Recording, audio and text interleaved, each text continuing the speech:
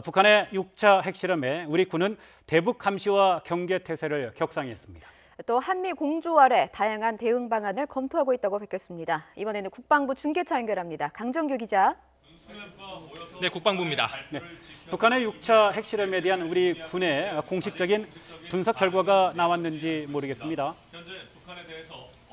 네, 군 당국은 북한 측 발표 내용을 바탕으로 추가 분석 작업을 벌이고 있습니다.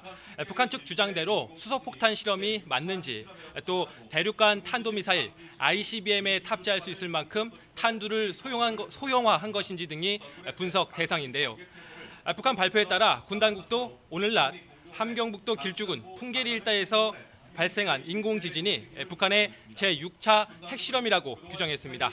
지진 규모는 처음엔 5.6으로 발표했는데 5.7로 다시 수정했습니다.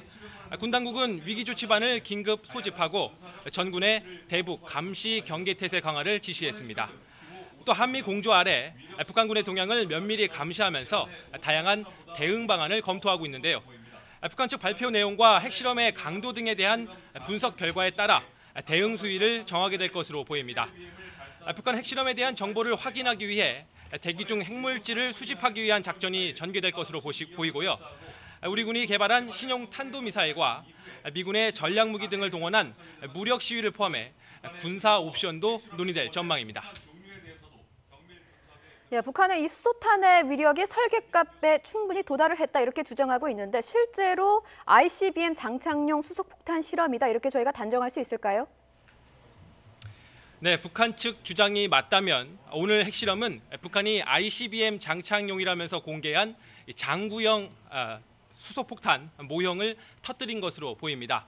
수소폭탄은 일단 원자폭탄과 폭발 방식도 다르고 폭발력도 훨씬 큽니다. 원자탄은 핵 분열 반응에 의한 것이라면 수소탄은 핵 융합 반응을 통해 폭발을 일으키게 되는데요. 일반 원자탄은 핵 폭발을 일으키기 위해 일반 폭약을 사용하는데 수소탄은 핵 분열 반응을 일으키기 위해 원자탄을 사용합니다. 즉 두 차례의 핵 폭발이 이루어지게 되는 건데요. 장구 모양의 수소폭탄 모형 역시 그런 점이 반영된 겁니다. 지난해 북한이 공개한 구형 핵폭탄과는 분명히 다른 모습을 확인할 수 있습니다. 이번 북한에서 발생한 인공지진의 규모가 위력이 5.7로 역대 북한의 핵실험 가운데 가장 큰 규모인데요. 이런 초기 수준의 수치들로 판단을 했을 때 폭발력은 현재 어느 정도로 평가할 수 있습니까? 네, 지난해 9월 북한의 5차 핵실험 때 지진 규모가 5.04였습니다. 약 10킬로톤의 폭발력을 지녔다고 평가가 됐는데요. 전문가들은 통상 지진파가 0.4 커질 때 폭발력은 2배씩 강화된다고 보고 있습니다. 구체적인 수치는 분석 결과가 나와봐야 알겠지만 단순 계산을 해보면 약 40킬로톤 혹은 그 이상이 될 거란 전망이 나오고 있습니다. 북한이 주장하는 대로 수소탄 실험을 실험이라고 볼 수 있을 정도의 폭발력으로 평가되는 수치입니다.